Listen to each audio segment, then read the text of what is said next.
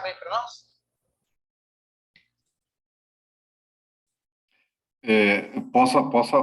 Posso abrir, Sebastião? Tá. E, pessoal, nós vamos começar a nossa reunião, então, com a nossa prece. Simone Guiar, você pode fazer a prece, por gentileza? Faço. Querido Jesus, estamos aqui novamente reunidos em teu nome, agradecendo pela tua presença e pelo teu amparo em nossas vidas. Agradecemos a vida que temos, a nossa reencarnação, as oportunidades que nos foram dadas, e que possamos, Jesus, abrir os corações e fazer a leitura de tudo aquilo que a vida manifesta em nós. E nos dê forças, nos ampare e nos fortaleça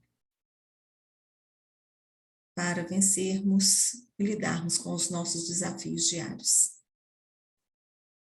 Obrigada, Jesus, mais uma vez, por estar sempre conosco e estar em nossos corações. Que assim seja. Bom, pessoal, a gente continua estudando o livro do Divaldo, né? Jesus, o Evangelho à Luz da Psicologia Profunda. O Sebastião colocou o nome aqui, ajuda bem na hora de falar o nome sem gaguejar, né? E ele vai falar para nós sobre o tema egoísmo. Sebastião, com vontade, amigo. Obrigado. Então, a gente, dando sequência, é um livro que eu não conheci, né? A sequência eu comecei a lê-lo no início, a estudar os capítulos. Eu falei assim, ele é muito bacana esse livro. E a Joana de Ângeles consegue uma linguagem um pouco menos rebuscada, né? Ela tem uma linguagem, eu acho, uma linguagem mais complexa, ela consegue. Eu gostei muito desse livro. Vale a pena estudar. Bom, o capítulo que a gente vai tratar trata de egoísmo. E ele vai explanar em torno do Evangelho, né, o capítulo 11, do item 11, ele fala: tratai todos os homens como quereríeis que eles os tratassem. O microfone tá dando uma interferência aí, tá um barulho muito ruim aí, viu? Tá ruim? Tá. Eu acho que é o seu, Sebastião. É o meu microfone? Tá difícil. Mexe no pino aí que para. Só um minutinho. Parou. Também sumiu sua voz.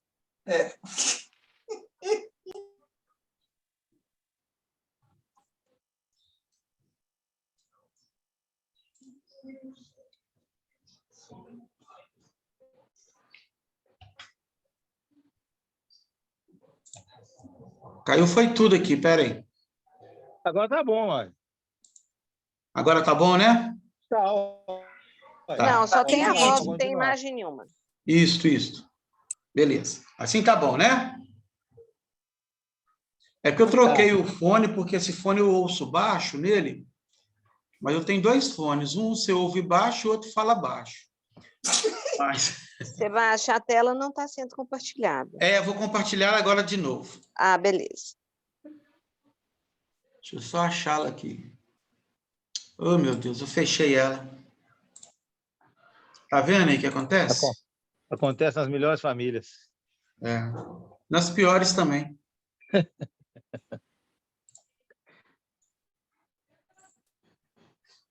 Eu vou sair do meu celular aqui e entrar no meu notebook. Prontinho?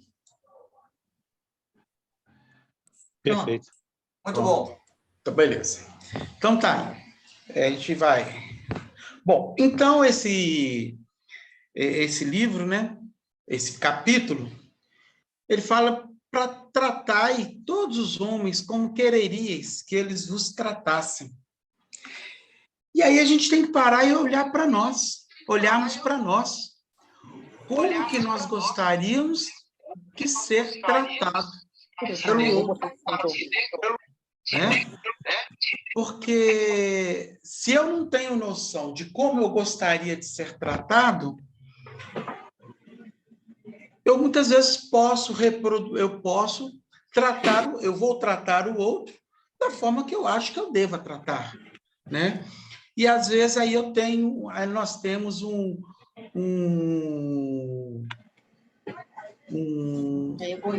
repetindo ações. Não sei se vocês estão conseguindo compreender, né? Existem pessoas que gostam de ser maltratadas? Vocês acham que existem isso? Para poder tratar o outro mal?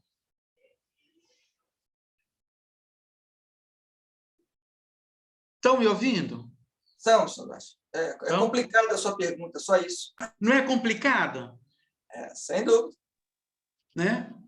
Porque eu fico pensando, muitas vezes, a gente tem o hábito de ser maltratado e não refletimos sobre isso também. Vocês já pensaram nisso? Ô, Sebastião, eu já vi coisa assim, ao contrário. Tipo assim, está no trabalho, tem muita gente que evita criticar o trabalho dos outros para que ninguém critique o seu. Uhum. Entendeu? Eu não sei se tem alguma semelhança com isso que você está falando, mas assim, é uma forma de salvaguarda, entendeu? Assim, não vou mexer com ninguém para ninguém mexer comigo. Deixa o outro me tratar mal, eu também vou tratá-lo mal e pronto. Não podemos fazer um pouco essa relação? E tem patológico, né, Sebastião? Tem pessoas que têm a coisa patológica, o masoquismo. Masoquista?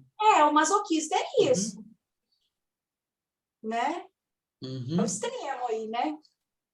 Mas isso não pode ser também fruto de um hábito, fruto de uma cultura, talvez familiar. Aqui, Ah, lá no meu prédio, ninguém visita, são 20 apartamentos, ninguém mete a vida na vida de ninguém lá. Ninguém vai visitar ninguém, ninguém vai trocar uma ideia com ninguém no apartamento da pessoa. Ninguém é chamado para o aniversário de ninguém, ninguém é chamado para qualquer festinha na casa de ninguém. Nós não fazemos festinha nenhuma no apartamento, no prédio nosso também. Lá também tem isso. Cada um vive a sua vida isoladamente e tal.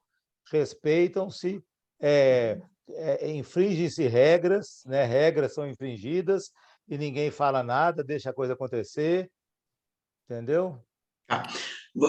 Você gostaria que... Oi, pode falar, Léo. Não, só comentar assim, eu acho que só no caso de uma anomalia, sinceramente. Só no caso de anomalia? Pensando nós como ser humano, ninguém gosta de ser deveria gostar de ser maltratado, né? Só na situação anômala, onde a pessoa está sofrendo algum tipo de opressão e ela, em função dessa opressão, ela passa por isso e de uma forma temporária pode não reagir, que é diferente de falar que a pessoa está gostando daquilo, ok? Entendi. Então, assim, a não ser que seja uma anomalia mesmo, um masoquista, tudo, que aí é um outro problema de saúde mental. Fora isso, eu entendo que, pensando na natureza humana, todo mundo quer ser bem tratado, sabe? Isso. Assim, pois é. Normais de pressão. Mas essa anomalia que a gente pode falar, Léo, ela seja, às vezes, não só questões mentais, não sei, talvez também pode ser uma anomalia social, uma anomalia cultural, né? Por exemplo, há um tempo atrás, era normal fazer piadas sobre negros. Fazia-se piadas, né? E negros, às vezes, repetiam essas piadas e era uma coisa, algo, né, que era tolerável, e a gente não via nisto como algo que é um maltrato a uma outra pessoa. E hoje nós já temos noção de que isso não é mais possível. Você está entendendo mais ou menos no caminho que eu estou... Eu não entendi, não. E com isso, mostra que a gente consegue entender esse versículo, à medida que a gente vai evoluindo, a gente consegue entender esse versículo com mais profundidade, né? Exatamente. E uma coisa que antes a gente entendia como normal, hoje a gente já não aceita mais. Ou seja, nós vamos evoluindo na nossa compreensão do evangelho, ficando mais próximo desse... E com certeza, há 200 anos atrás, há 100 anos atrás, se falasse nisso, relacionamento homem-mulher, né, e tudo, era outra da realidade também, né? Exatamente. Oi. Eu estou lendo um livro que é Comunicação Não Violenta. E eu acho que também, às vezes, não a gente não fala diretamente mas está subscrito, igual o racismo, o machismo, está indireto, e aquilo ali vai acumulando na pessoa, e a resposta vem, né? A gente acha, mas por que essa sociedade está tão violenta agora?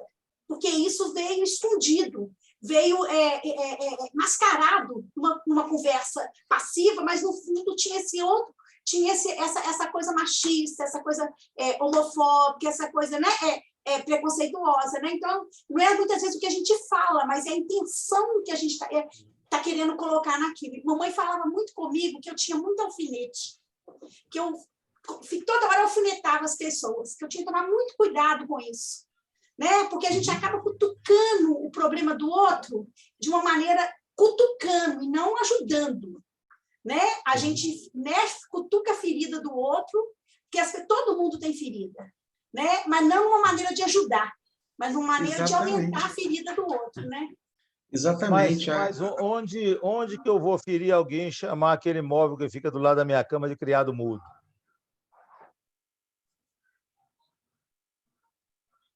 Ô, Alexandre, o que nós estamos falando é porque tem uma representação. Esse criado mudo quer dizer algo. Para você não é problema, né? Mas para quem, né, entende que isto foi usado, né, como uma forma de subestimar o outro, né, de inferiorizar o outro, depois a gente conversa sobre isso, tá bom, Alexandre? Vamos avançar aqui? Eu queria ver a Simone. Simone está com a mãozinha ligada para cima.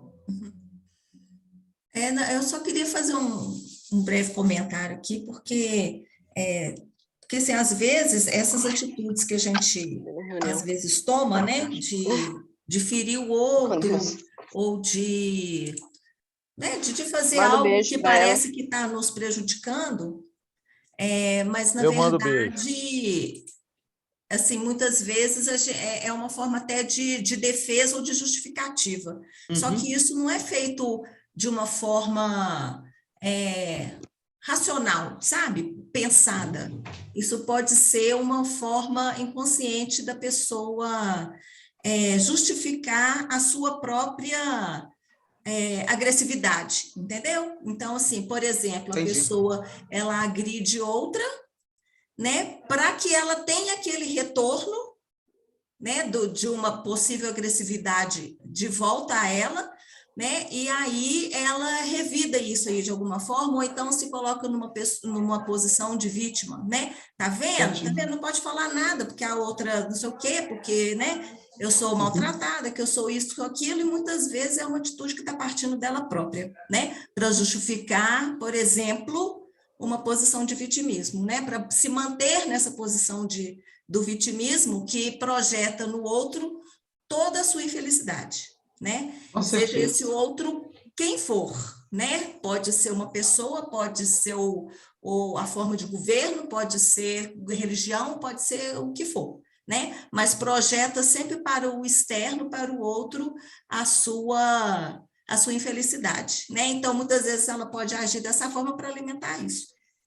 Mas isso é inconsciente, ela não percebe.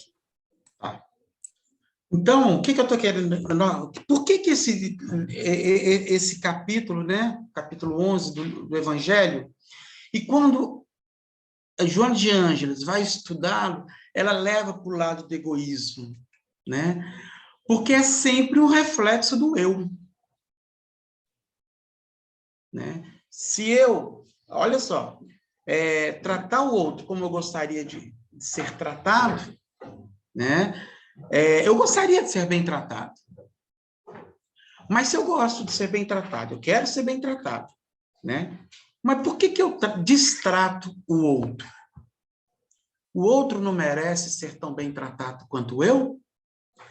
Né? Então, a Joana de Ângeles, então, ela vai, com essa passagem, ela vai pensar no egoísmo. Tá? E aí, fazendo uma pesquisa sobre essa palavra, né? O amor exagerado aos próprios interesses, a despeito dos interesses de outrem. O meu interesse acima e despreza o interesse do outro, né? Exclusivismo que leva uma pessoa a tomar como referência a tudo o orgulho, a presunção, o eu, né? E em psicologia, né, a atitude intelectual, olha só, uma atitude intelectual daquele que tudo se refere ao próprio eu, né? É o que nós chamamos de egocentrismo. Então, o egoísmo, mais do que uma afetividade, né, uma relação de afeto, né, ela também é algo que passa pela nossa perspectiva racional. Tranquilo? Alguma dúvida? Pois bem. E quando que o homem começa a ter essa noção do eu? A gente vai ter que passar um pouquinho rápido, por isso que a gente perdeu muito tempo lá atrás, mas se eu pensar a questão do ser humano na história, né, ele passa a ter noção do eu a partir aí do século XV. Isso é construído aí a partir do século XIII, XIV, e a partir do século XV, com a Idade Moderna, é que o ser humano se destaca da sociedade. Na Idade Antiga, ele vivia em comunidade, né? Ele, para sobreviver, desde dos primórdios do ser humano, né, até ali o início do cristianismo, né, que é a gente vai dizer aí, esse período antigo, ele vive em comunidade, ele depende do grupo para sobreviver, ele não vive sozinho, né? E tanto que é a guerra que os move, né? Porque a guerra não é nada mais do que um fator de aglutinação social. É quando formam-se as cidades, é quando se formam, né, os territórios, é quando se delimitam culturas, e é quando se disputa. Então, tudo é pensado, é feito coletivamente. Mesmo que tenha alguém que direciona, um grupo que direciona, uma pessoa que direciona, todos os valores eram valores comunitários. Vivia-se, né, dentro desse valor da comunidade. Não estou falando que o egoísmo não existia. Estou falando como a gente passa a compreender, né? A Idade Média, né, também é um período do coletivismo, né? As organizações feudais não eram nada mais do que coletivas, a terra distribuída, cada um cumprindo a sua função para a sobrevivência de todos. Mas na Idade Moderna, o ser humano, o indivíduo, começa a se destacar do grupo. E olha que interessante, é justamente nessa Idade Moderna, por exemplo, que eu passo a saber que aquela obra de arte pertence a alguém, foi feita por alguém. Se eu pegar qualquer obra medieval e antiga, eu não sei o autor da obra, mas na Idade Moderna eu sei que Miguel Ângelo fez aquilo, que Leonardo da Vinci fez aquilo, né? O ser humano, ele passa a se destacar do grupo. Por isso que a gente vai falar que a Idade Moderna, uma das características é o individualismo, né? O humanismo, né? O ser humano, então, agora, ele passa a se destacar do grupo e ele passa a ter um valor individual, seja nas artes, na guerra, seja na literatura, seja em qual campo, na religião, seja em qual campo for. E a nossa idade contemporânea, ela não é nada mais, nada menos do que uma exacerbação dessa idade moderna, né? Quando a individualidade, ela passa a estar acima do coletivo, né? É quando os interesses individuais, né, eles estão acima do interesse coletivo, acima dos interesses do grupo, acima do interesse da social. da sociedade. Então, nessa caminhada, né, a gente passa, nós seres humanos, passamos a compreendermos como seres individuais, indivíduos destacados do grupo, com interesses próprios, com vontade própria, né? E a agir em favor dos nossos interesses. Tranquilo até aqui? Gente, isso não é ruim, não. Isso não é. Isso Então, é um processo. siga. Hã? Então, siga aí com a história para a gente entender. Tá Não, ótimo. parou aqui. Isso não é ruim, isso é bom. Né? Porque se lá atrás eu agia sem a responsabilidade, porque eu estou agindo dentro de um grupo, eu faço parte de um grupo, apenas de um grupo, né? Eu sou uma peça de um grupo e ali. Aqui não. Aqui eu sou alguém que escolhi isso ou aquilo, né? Eu sou alguém que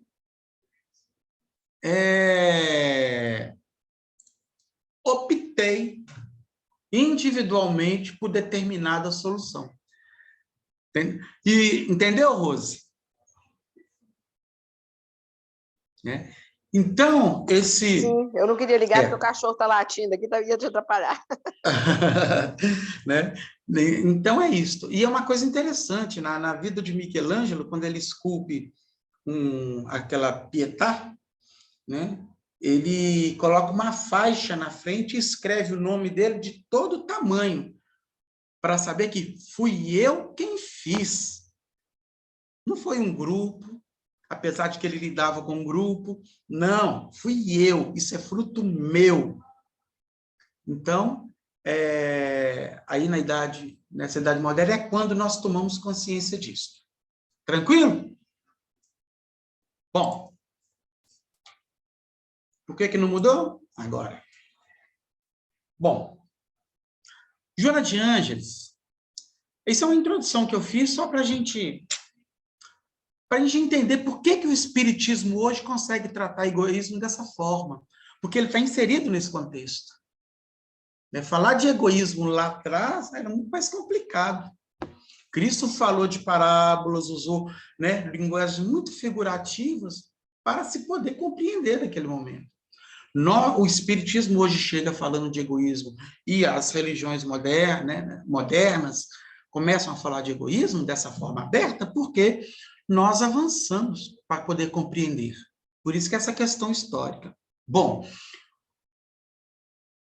Joana de Ângeles fala que é uma úlcera moral. Né? E quem é aí da saúde sabe que uma úlcera é algo que queima por dentro, né? É algo que... Oi? É algo que é uma ferida interna e que reflete no externo, né? Então, essa chaga, né? Essa úlcera, ela é moral, portanto, né?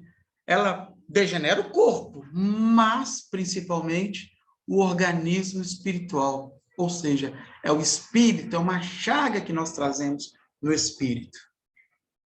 Né? Ela é fruto de um primarismo. A gente não lembra quando a gente habitou o reino animal, não, né? Mas a gente, muitas vezes, tinha que lutar individualmente e sacrificar o outro para sobreviver. Não era assim?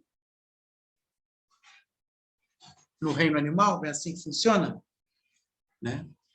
Você sacrifica o outro para sobreviver. Você está acima do outro. Aí você tem aquela escala lá dos predadores, né? Parará, parará. Né? Então, a Joana de Ângeles vai falar que isso é um fruto desse primarismo, né? Que o Espírito traz em nós. Não só, talvez, por essas experiências, né? Que nós trazemos, mas porque ainda não nos libertamos, né? Desse algo tão primordial, né? Tão primário, que é nos colocarmos acima do outro. E qual que é a terapia para isso?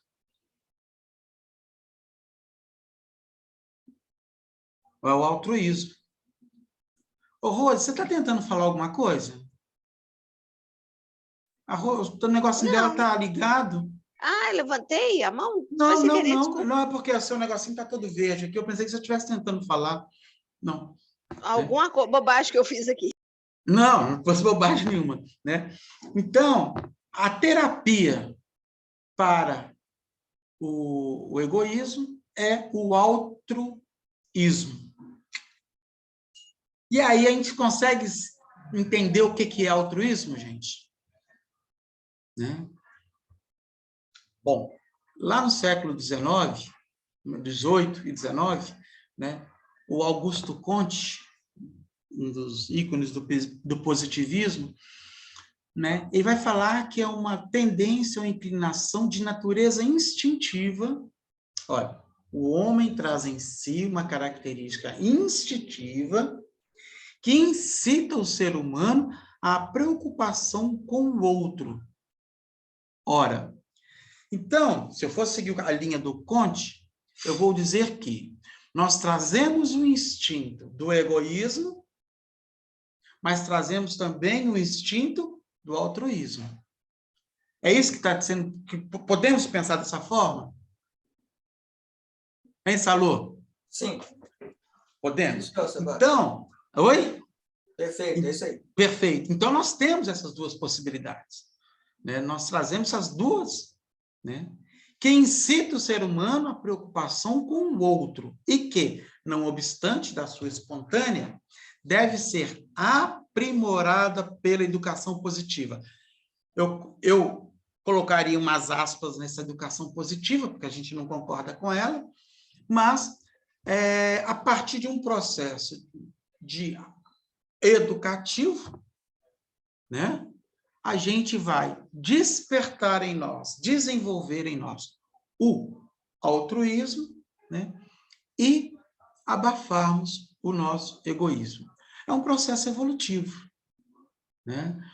E assim, evitando essa antagonia desses instintos naturais do egoísmo. Assim vai falar Comte. Alguma dúvida, gente? Tá. Amor desinteressado ao próximo. Olha, altruísmo ganha um novo conceito. Um amor desinteressado ao próximo. Né? Filantropia, abnegação. Isso está no dicionário, viu, gente? O dicionário de filosofia está tratando de Comte ou de outros também, mas no dicionário da língua está falando que altruísmo é amor desinteressado ao próximo. Filantropia, abnegação. Eu colocaria aqui caridade. Né? O livro, a passagem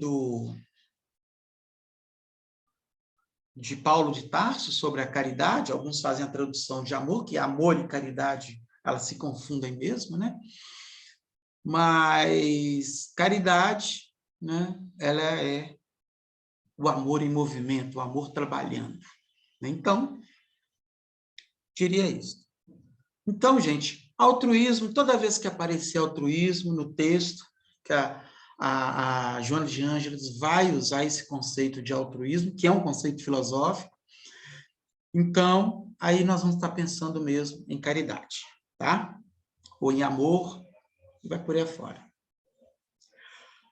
O altruísmo, o que Joana de Ângeles vai dizer? Ausência de egoísmo. Então, a gente só vai ser realmente altruístas quando tivermos em nós a total ausência do egoísmo. Enquanto tivermos em nós presença de egoísmo, não somos ainda plenamente altruístas. Então, para que um cresça, o outro tem que diminuir. Senão, a gente vai ficar naquele que o Comte está falando, ó, antagonia dos instintos naturais. A gente opera nessa antagonia. Né? Ora um, ora outro, ora os dois misturados, os dois brigando, enquanto nós estamos eternamente em conflito. Né? E amor e altruísmo são um dos conflitos que trazemos em nós, pelo menos em mim. Né? Bom, então, ausência de egoísmo. Então, o nosso processo é um processo de eliminar egoísmo e permitir que cresça altruísmo. Comportamento de que tem uma consideração ao outro, de quem se preocupa com os demais. Atitude de quem? Contrariando a própria natureza egoísta. Natureza egoísta. Então, eu gosto de usar alguns pensadores. Então, quando eu vou lá em Hobbes, e ele fala do homem em estado de natureza, é o homem mau que mata, né? É o homem que é lobo do homem, ele está tratando disso. Que seria a natureza egoísta. Né? O homem lobo do homem. Está lá em Thomas Hobbes. Pensa além de si mesmo. Olha, não pensar apenas em mim. Né? Abnegar é uma palavra muito forte. Né? Abnegar é uma palavra assim... Quando você vê o conceito de abnegar, né? Ela é um conceito, e depois vocês procurem, não vamos entrar muito nesse conceito, porque o tempo aqui vai acabar, né? Mas abnegação é algo muito forte. Tá? Dedicação desinteressada. Lembra lá de Paulo de Tarso?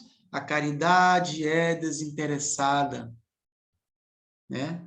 Ato de amar ao próximo sem esperar nada em troca. Né? Dedicação demonstrada de maneira desinteressada. Filantropia. Está tudo em Joana de Ângeles. Atitude que visa o bem-estar do próximo, não tendo em consideração interesses particulares. Tranquilo? E pensar, gente, no fim dos interesses particulares. É complicado, não é? É complicado, porque a gente vive em função dos nossos interesses. Né? E aí, Joana de Ângeles... Oi? Pode falar um pouquinho? Pode, Rose. Estou vendo você falar isso, estou lendo aí, né? A fala de Joana de Ângeles, que você já acabou de mudar. Obrigada. Essa questão, né?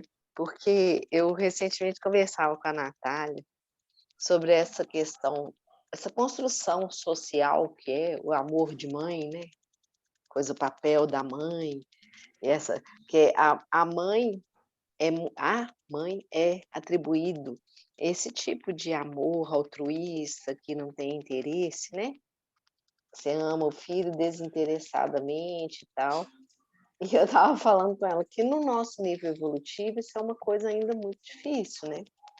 Aí falando da minha experiência, de algumas mães que eu conheço, que por mais que a gente consiga colocar um interesse do filho ou do outro, no caso aqui, que está falando de maneira mais geral, né? Dar uma prioridade em algum momento ao interesse do outro em detrimento do meu, isso, assim, é muito difícil ainda para a maioria de nós que seja totalmente desinteressado, sabe? Eu acho que é difícil para nós apreendermos, de fato, o sentido do que é o altruísmo. Porque ainda que estejamos fazendo aquilo ali sem esperar algo em troca, o próprio bem-estar que gera dentro da gente, de estar ali fazendo algo, né? É uma coisa boba, por exemplo, quando a gente estava na evangelização, né? E a gente se envolvia ali, ia fazer uma festinha, e a alegria das crianças era uma coisa assim que nos alegrava muito também, né? Mas, assim, o quanto que eu estava sendo altruísta pela alegria das crianças, o quanto que eu estava buscando também ali algo que alimentava a minha própria alma. E isso falando de uma situação, em tese, altruísta, né? Quer dizer, isso aí eu acho que está um pouco distante ainda da nossa compreensão, porque viver isso ainda é muito difícil, eu acho que para a maioria de nós. Quando fala em amor de mãe, Rose, às vezes eu vejo que a gente idealiza demais, né? Porque... Sim, e de pai também, porque a gente ama o filho, mas depois você cobra que o filho te ame também. No mínimo a gente espera, né? A gente Por exemplo, espera, né? estava falando Me com ela cobra até se não... quando você vê crianças, né? Crianças, por exemplo, uma mãe que tem uma criança especial, uma criança com paralisia cerebral, como que o desafio para ela é muito maior, porque É muito maior. quando você tem uma criança que te corresponde ao afeto, com olhar, com gesto de carinho, você aprende a falar mamãe, quer dizer, você vai tendo retornos ali constantes. Né? Uma mãe de uma criança com paralisia cerebral, ela também tem algum retorno, mas é muito menor. Né? Eu acho que é um exercício, porque esse amor de mãe que renuncia a tudo pelo filho, ele tem que ser um amor da humanidade para com a humanidade. Né? Essa renúncia nossa em favor do filho, às vezes, você tá renunciando a alguém que você botou no mundo, que socialmente você tem uma obrigação de amar, não é? De cuidar, de criar, de uma certa forma. Você tem realmente um amor, você carregou, parará, mas você não tem pelo filho do outro, pelo vizinho do outro, pela outra criança, né? A gente passa... Aí, pelo contrário, né? Aí você acaba passando, no caso Isso, da mãe, acaba assim, fazendo tudo em detrimento do outro para favorecer o seu próprio para umbigo. Quer dizer, favorecer o continua seu... sendo amor egoísmo. Continua sendo um amor de egoísta. E, né, quando a gente usar o exemplo do amor de mãe como exercício, né? Porque ele é um amor exclusivista. O amor de pai também é um amor exclusivista. Né? O amor de... são amores que são para determinadas pessoas, não é para todos. Você não renuncia da mesma forma para todos. Maria renunciou o filho para a humanidade. Uma coisa... Né? Então, é interessante nós pensarmos. Eu acho que como exemplificação, como forma de exercitar para conquistar um amor, ok, né? Mas qualquer forma de amor que nós temos na sociedade, né? Ela ainda não é um exemplo de um amor altruísta, não é exemplo de altruísmo, não é exemplo de um amor verdadeiro. Sabe? Porque amor verdadeiro, nós tivemos um, que é o que a Joana de Ângeles fala aqui, ó. Né? Ela vai falar o seguinte: o homem Jesus enfrentou em toda a sua trajetória e soube freá-lo. Quem? O egoísmo, nas suas investidas de orgulho ferido, de inveja sistemática, de pessimismo, presunção descabida. Cristo superou tudo isto, por amor. Por isso que na questão 625, o exemplo é Jesus. O modelo é Jesus. Não é a mãe, não é o pai, não é o líder religioso, é o Cristo. E isso, gente, é muito interessante, porque nós somos uma sociedade de maioria cristã, né? E os valores do Cristo, nós os deturpamos o tempo todo. Usamos o tempo todo o exemplo do Cristo e o nome dele para legitimar verdadeiras aberrações no nosso dia a dia. Que não tem nada a ver com o homem Jesus. E olha, que quando eu falo Cristo, eu estou falando de uma divindade. Quando eu falo homem Jesus, eu estou falando do homem encarnado. Esse homem encarnado, ele era o Cristo. né? Esse homem encarnado era homem. Ele sofria, né, o assédio do orgulho. A Joana de Anjos está aqui, ó, soube freá-lo. A hora que ele vai ser crucificado, que ele vai apanhar, que ele vai tomar... Aquilo fere ou não fere o nosso orgulho? Né? O tempo todo isso fere. E ele soube freá-lo. Né? Então, assim, por isso que ela vai, durante todo o texto, quando fala-se sobre o medicamento para o orgulho, o lenitivo para o orgulho, ela vai falar. É o amor, é o altruísmo, é o exemplo de Jesus. Né? E aí, estudando a vida de Jesus, né, a gente vai vendo como ele, né, andar como Jesus andou, né, cantar como Jesus cantou. É isso aí. Né? Soube freá-lo nas suas investidas de orgulho ferido, de inveja sistemática, de pessimismo, de presunção descabida. E aí ela vai citar vários exemplos altruístas de Jesus, né? Exemplo máximo do altruísmo afetuoso, mas não servil. Né? Você amar o outro, né? Não é você ser servo do outro, não. Quantas vezes, em nome do amor a um filho, fazemos algo que não devíamos fazer? Para não dizer não para aquele filho. Ou fazemos vista grossa no processo de educação para não dizer um não.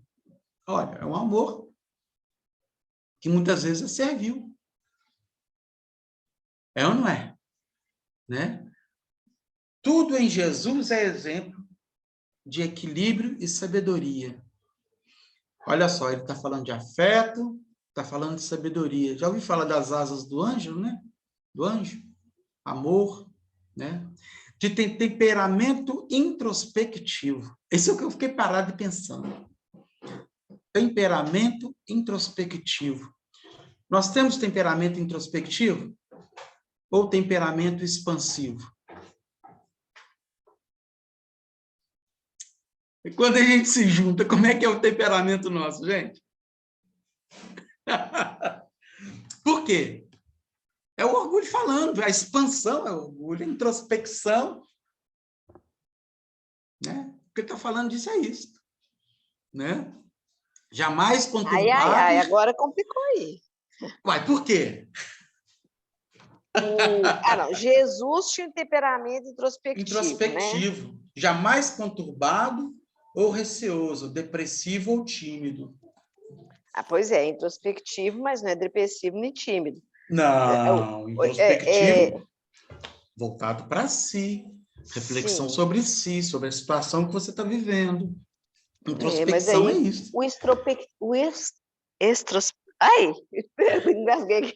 Extrovertido? Extrovertido. O extrovertido, necessariamente, por ser uma pessoa que comunica, tal, que tem alegria, diferente. Não significa que ele não pode ser altruísta também, entendeu? Sim, com certeza, com certeza. Porque do jeito que você falou, ficou meio esquisito. Pois é, mas em momento nenhum ele vai usar essa questão de temperamento extrovertido, expansivo, ela não usa esse conceito para Jesus. Ela vai falar de introspecção. Né? E quando eu falo em expansão, a gente tem que pensar, tudo tem equilíbrio, né, gente? Até porque muitas vezes essa introspectiva é timidez mesmo, é estado depressivo, é medo, né? São receios, isso é outra coisa. Assim como a nossa ação expansiva, né? Pode ser também de orgulho, querer aparecer, né? Pode ter também, como pode ter valores nela também. Ok, tranquilo.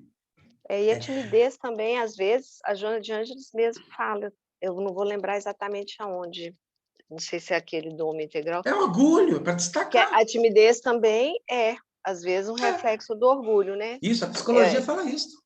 É. Né? O excesso de timidez, né? O tempo está acabando.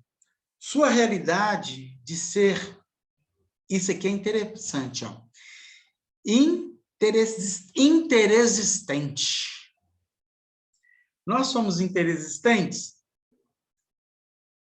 Hã? O que é ser interexistente? Traduz Estar aí. no mundo físico e no mundo espiritual. Olha só, coisa bacana. Olha, né? Estar no mundo objetivo, desse mundo imediato, mas também no extrafísico e no transcendental. Outra, congelei. Está dando algum problema aqui. Mas tudo bem, vai ser imagem mesmo. Né? Tá me ouvindo? Estamos ouvindo bem, Sebastião. Dá para Porque ouvir. eu congelei porque eu bati o braço aqui no cabo do negócio. Beleza, manda ver. Né? Então, objetivo, imediato, extrafísico e transcendental. A gente consegue equilibrar esses dois mundos no nosso dia a dia? Né? Onde a gente está fincado, né? E onde a gente está vivendo, e qual é o nosso único objetivo? É o mundo físico? É porque nós ainda não somos interexistentes. Eu nunca tinha pensado nisso. Quando ele lendo isso aqui, eu falei, gente, arruma um conceito, né? Nunca se permitindo deter em uma esfera vibratória sem participação ativa na outra. Né? Você tem uma participação ativa, tanto na esfera humana, quanto na esfera material, quanto na esfera espiritual. Cristo fez isso. Né? Ele fazia essa ligação. Então, gente, esse exemplo nosso, né? Eu vou parar por aqui por causa do nosso horário, mas esse guia e modelo, né? Ele vai, né, mostrar, esse é o exemplo que nós temos, e é o exemplo que Joana de Ângeles nos dá para vencer em nós o egoísmo, para fazer aquilo, né, lá que Augusto Conte falava, né, reduzir o orgulho e aumentar e ampliar o altruísmo. Né? É o processo evolutivo nosso. Né? É caminhando e seguindo o Cristo. Vou tirar aqui, tá? Querem falar algo, gente?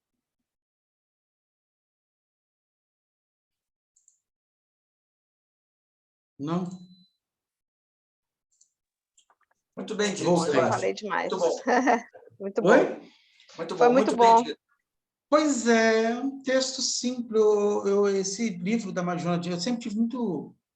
Era um pouquinho agarrado com os textos de Joana de Ângeles, mas esse livro eu achei um texto muito, muito tranquilo de ler, sabe?